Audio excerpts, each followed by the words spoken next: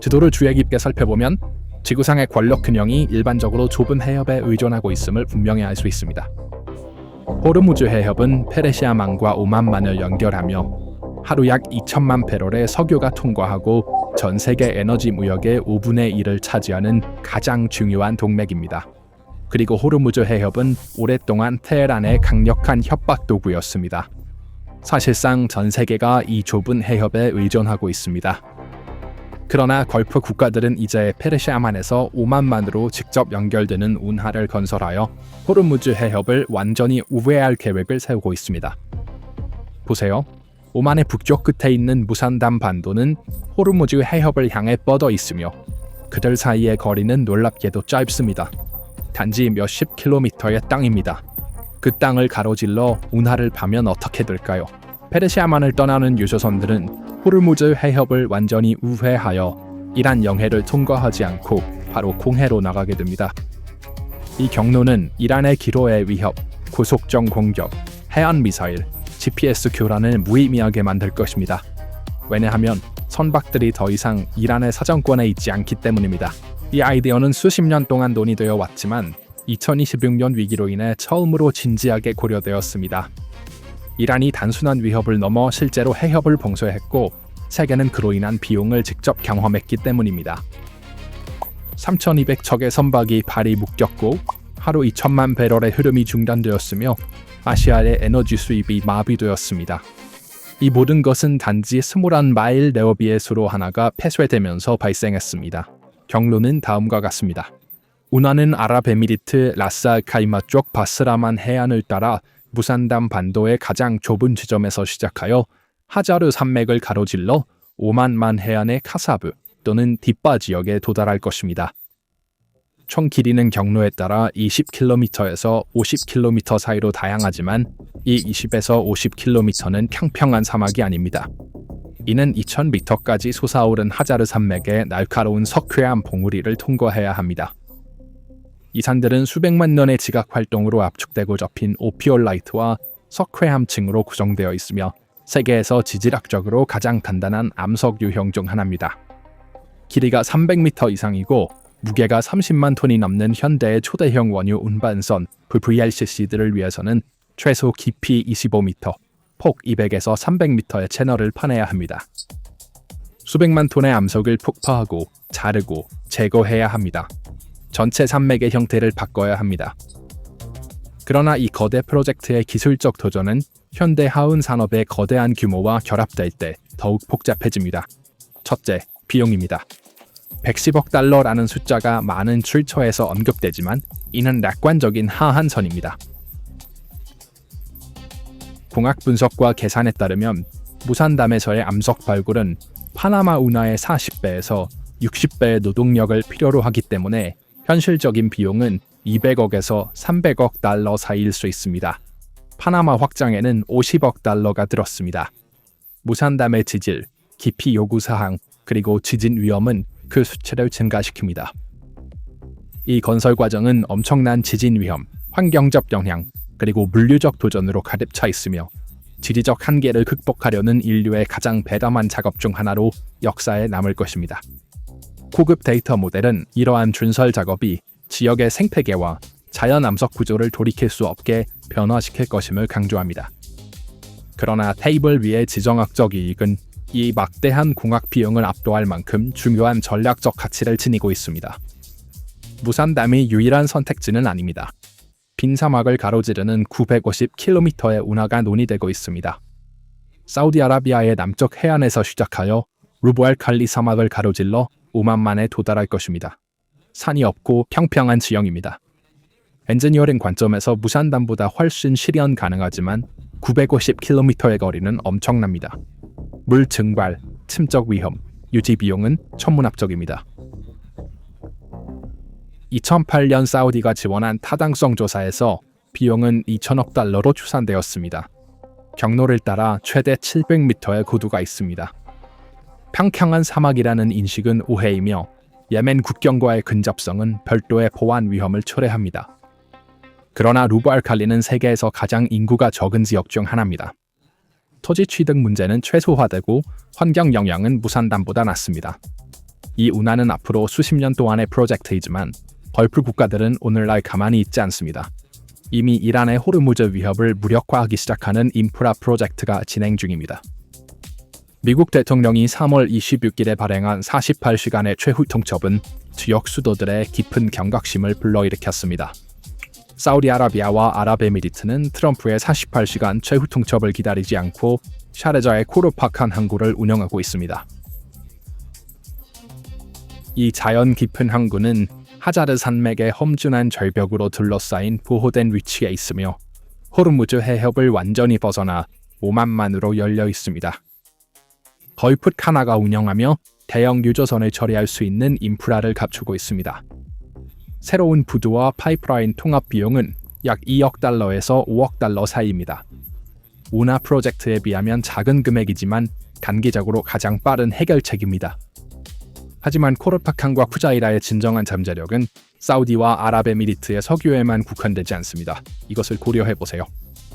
이라크, 쿠웨이트, 카타르는 자체 우회 파이프라인이 없지만 이들 국가의 석유를 내륙 파이프라인을 통해 육로로 운송하거나 해안 유조선을 통해 아랍에미리트 영토로 운송한 후 푸자이라 또는 코르파칸을 통해 호르무즈 해협을 우회하여 세계 시장에 도달할 수 있습니다. 이라크는 호르무즈 해협이 막혀서 바스라의 남부 항구에서 수출할 수 없지만 이라크 석유를 쿠웨이트를 통해 도로로 UAE로 운송하고 거기서부터 후자이라로 보내는 것은 기술적으로 가능합니다. 쿠웨이트의 석유도 마찬가지로 트럭이나 단거리 파이프라인을 통해 UAE의 우회 항구에 도달할 수 있습니다. 카타르의 액화 천연가스는 더 복잡합니다. 액화 천연가스는 특수 선박이 필요하며 도로로 운송할 수 없습니다. 그러나 카타르의 원유와 콘덴세이트 수출은 파이프라인을 통해 아랍에미리트로 이전할 수 있습니다. 이는 우회 항구를 단순히 수출 관문에서 지역 에너지 허브로 변모시킵니다.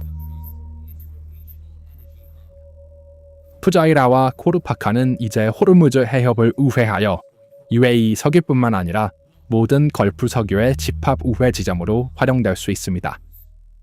물론 용량에는 한계가 있습니다. 매일 수백만 배럴을 트럭 호송으로 운송하는 것은 물류 악몽이며 기존의 파이프라인 인프라는 이 수요를 충족하기에 충분하지 않습니다.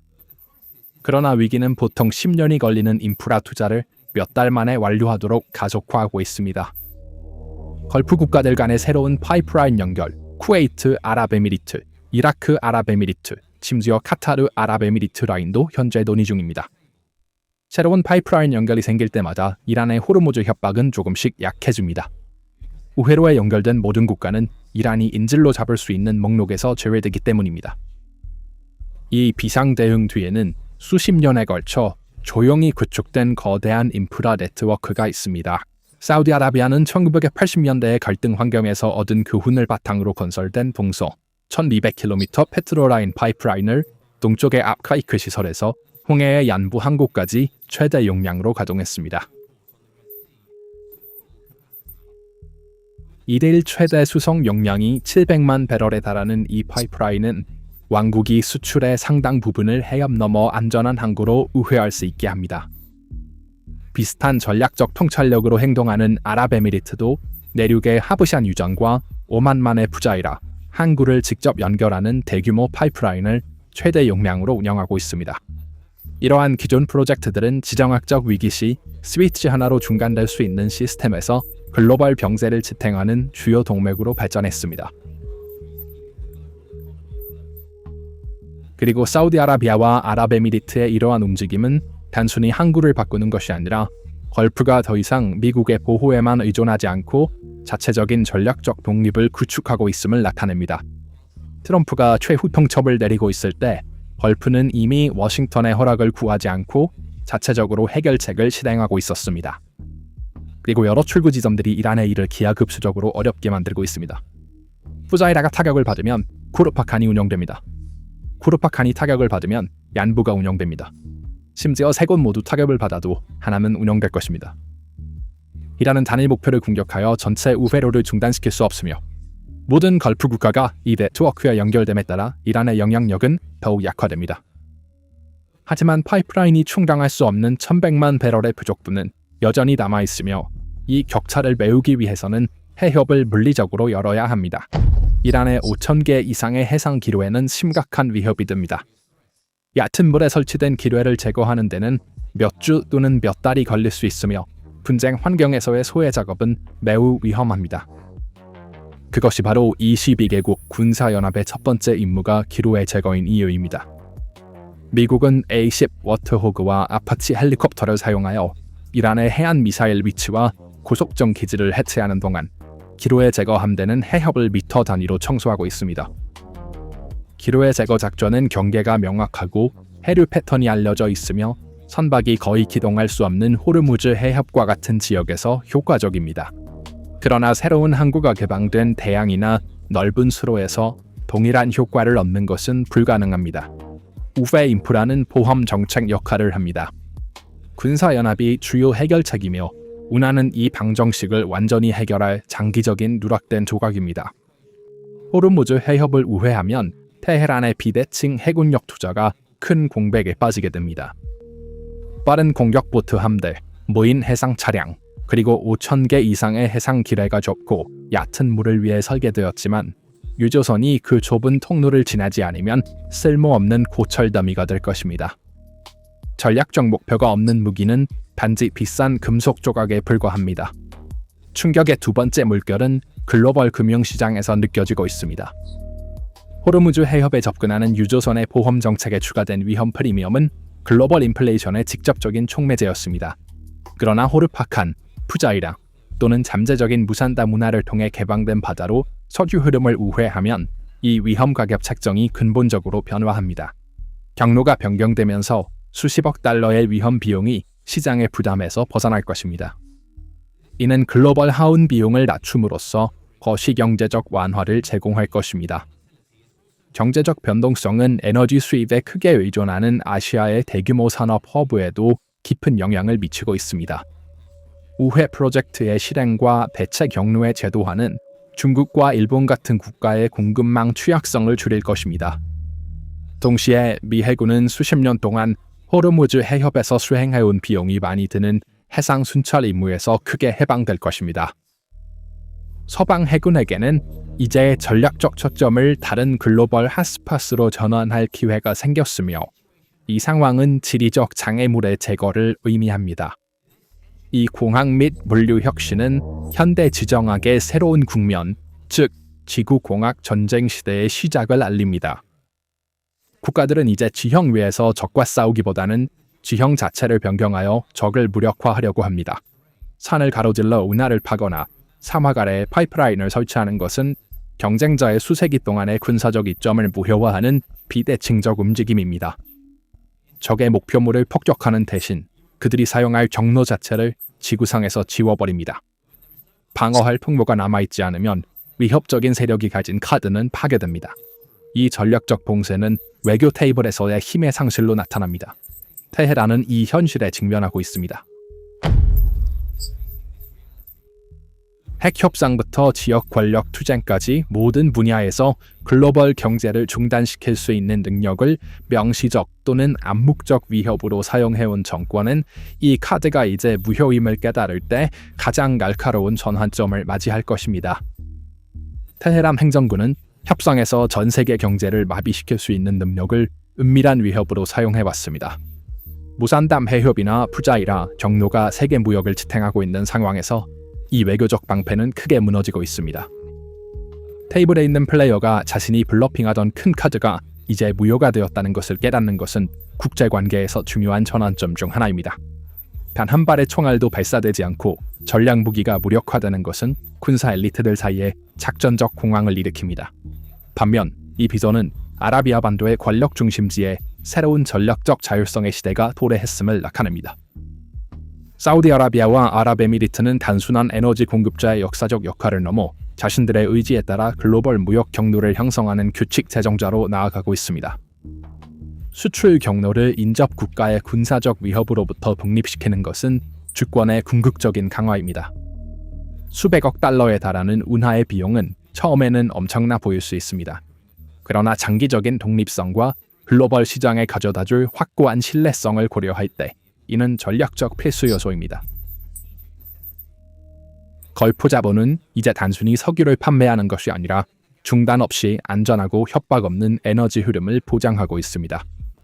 지구의 지도는 때때로 대형 건설 기계와 강철 파이프로 다시 그려집니다. 호르무즈 해협의 물은 두 해안 사이에서 계속해서 밀려오고 밀려갈 것입니다. 그러나 세계 경제와 전략적 중요성이 흐르지 않는 수로는 해양 역사에서 각주에 불과합니다.